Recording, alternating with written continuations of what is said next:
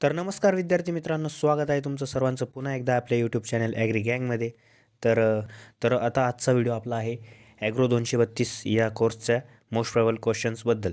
तर आता आपल्यासमोर ॲग्रो 232चा एक पेपर पॅटर्न आहे. तर पेपर पॅटर्न तुम्हाला एक्सप्लेन करायची तर काही गरज नाही, तरी एकदा तुम्हाला शॉर्टमध्ये सांगूनच देतो. सेक्शन ए असेल, सेक्शन एमध्ये 6 क्वेश्चन, 6 पैकी 4 सोडवायचे. सेक्शन बीमध्ये 5 क्वेश्चन, 5 पैकी 4 सोडवायचे. आणि सेक्शन सीमध्ये 2 क्वेश्चन असतील आणि दोन्ही कंपल्सरी असतील ऑब्जेक्टिव्ह टाईप.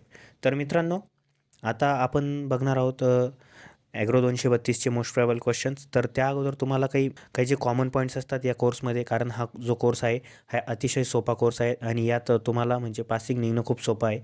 आणि या कोर्सचे काही कॉमन पॉईंट्स आणि काही तुम्हाला टिप्स देऊन देतो. त्यानंतर मी तुम्हाला मोस्ट प्रोबेबल क्वेश्चन्सबद्दल सांगेल. तर मित्रांनो, आपलं चॅनल तुमच्या मित्रमैत्रिणींना शेअर करा, तुमच्या कॉलेजच्या ग्रुपमध्ये शेअर करा, जेणेकरून सर्व विद्यार्थ्यांना मदत होईल. आणि आपल्या टेलिग्राम ग्रुपला जॉईन करा, कारण सर्व नोट्स आपण तिथे ऑलरेडी अपलोड केलेले आहेत.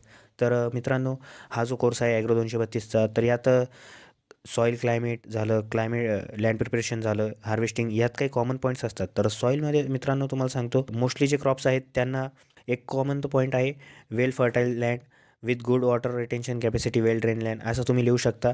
कारण मोस्टली क्रॉप्सला वेल ड्रेन लँड लागते. आणि त्यानंतर मग पीएच तर तुम्हाला स्पेसिफिक लिहावा लागेल क्रॉपचा. मग क्लायमेटच्या पॉईंटमध्ये तुम्ही वॉर्म अँड ह्युमिड क्लायमेट असा एक पॉईंट लिहू शकता, कारण मोस्टली क्रॉप्सला तसंच क्लायमेट लागतं जे खरीप क्रॉप्स असतात त्यांना. तर त्यानंतर रेनफॉल आणि टेम्परेचरचा पॉईंट तर तुम्हाला स्पेसिफिक लिहावाच लागेल, कारण हा जो कोर्स आहे यात जास्त लिहिण्याला मार्क्स नाही, तर स्पेसिफिक जे पॉईंट्स आहेत सायंटिफिक पॉईंट्स त्यांनाच मार्क्स आहेत. तर त्यानंतर तुम्ही लिहू शकता लँड प्रिपरेशनमध्ये, जर तुम्हाला फील्ड प्रिपरेशन किंवा लँड प्रिपरेशन विचारलं तर ते दोन्ही एकच आहे. त्यात तुम्ही एक पॉईंट लिहू शकता 1 डीप प्लोईंग, आणि त्यानंतर 2 to 3 हॅरोइंग्स, आणि त्यानंतर एक पॉईंट ॲड करू शकता प्लँकिंगचा.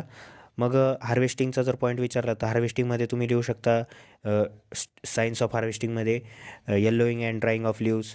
मग त्यानंतर हार्वेस्टिंग कशाद्वारे करतात, तर आता ज्वारी जर आहे तर कटिंग बाय सिकल, असं तुम्ही लिहू शकता. मग इंटरकल्चर किंवा आफ्टर केअरचा जर पॉईंट आला तर त्यात तुम्ही थिनिंग, गॅप फिलिंग, होईंग, विडिंग असे काही पॉईंट्स लिहू शकतात.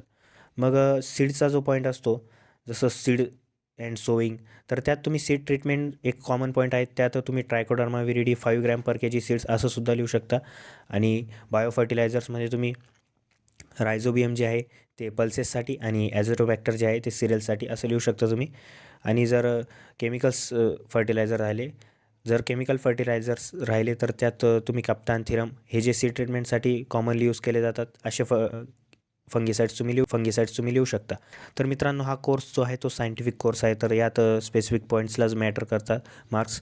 त्यासाठी स्वतः तुम्ही चार्ट प्रिपेअर करा, किंवा आपले जे काही व्हॉट्सअप ग्रुप्स असतात, टेलिग्राम ग्रुप्स असतात, त्यात भारी भारी चार्ट्स जे असतात ते ऑलरेडी अवेलेबल आहेत. किंवा तुम्ही जर स्वतःचा चार्ट तयार केला तर ते बेस्ट राहील तुमच्यासाठी.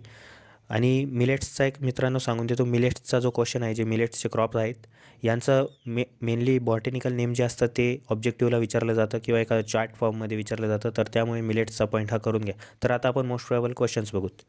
तर मित्रांनो, मोस्ट प्रोबेबल क्वेश्चन्समध्ये आता तुम्ही बघू शकता सर्वात वरती एक क्रॉप आहे लोलँड राईस. तर राईसबद्दल तुम्हाला एखाद्या वेळेस डायरेक्टली राईस विचारलं जाईल, किंवा लोलँड राईस, अपलँड राईसचे वेगळे काही पॉईंट्स आहेत, ते मायन्यूट जे पॉईंट्स आहेत काही व्हॅल्यूज, तेवढे तुम्ही स्पेसिफिक जर लक्षात ठेवलं तर चांगलं राहील, स्कोरिंग तुम्हाला करण्यात सोपं होईल. आणि नाही जमलं तुम्हाला तर कॉमन पॉईंट्स तुम्ही लक्षात ठेवू शकता.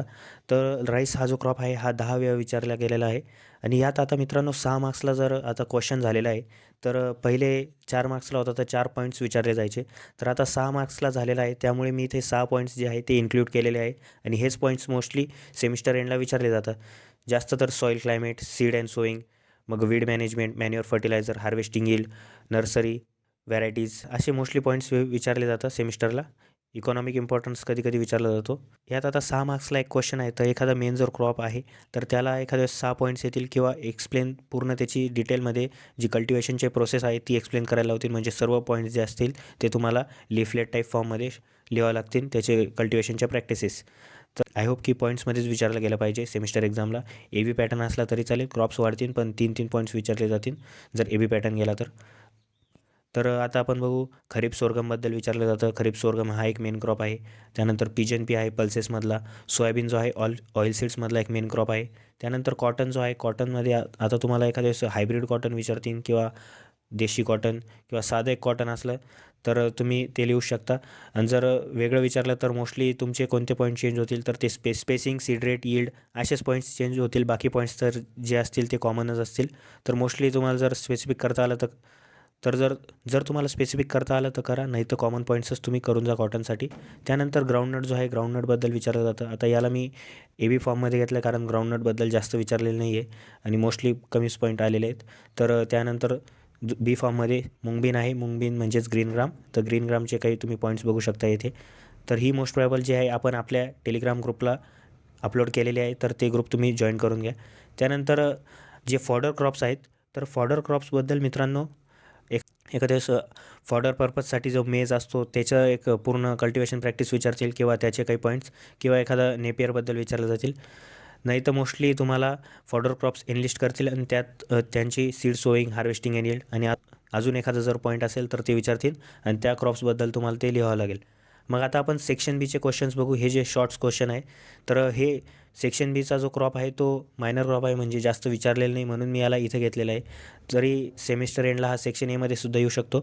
तर यात पर्ल मिलेट आपण घेतलेलं आहे. Seed and sowing and harvesting and yield of pearl millet. मग soil climate, seed and sowing of sesame, nutrient management and seed sowing in maize. तर न्यूट्रिएंट मॅनेजमेंट आणि मॅन्युअर्स फर्टिलायझर हा एकच पॉईंट आहे मित्रांनो. मग SRI technology in life. SRI टेक्नॉलॉजीबद्दल डायरेक्टच विचारलं जाऊ शकतं वरतीसुद्धा, सेक्शन एमध्ये सुद्धा. मग फिंगर मिलेटबद्दल इकॉनॉमिक इम्पॉर्टन्स आणि हार्वेस्टिंग यील्ड. त्यानंतर शॉर्ट नोटचा एक मेन क्वेश्चन आहे, importance of pulses in Indian agriculture. हा एक मेन क्वेश्चन आहे. त्यानंतर शॉर्ट नोट्सचे काही क्वेश्चन्स बघून घ्या तुम्ही. Importance of oil seeds, rating and fibre extraction in jute. हा एक मेन क्वेश्चन आहे. हा मोस्टली विचारला जातो, तर हा तुम्ही करून घ्या. शॉर्ट नोट्सला विचारला जाईल किंवा वरती बी पॅटर्नमध्ये एक बी फॉर्ममध्ये येऊ शकतो 3 मार्क्सला.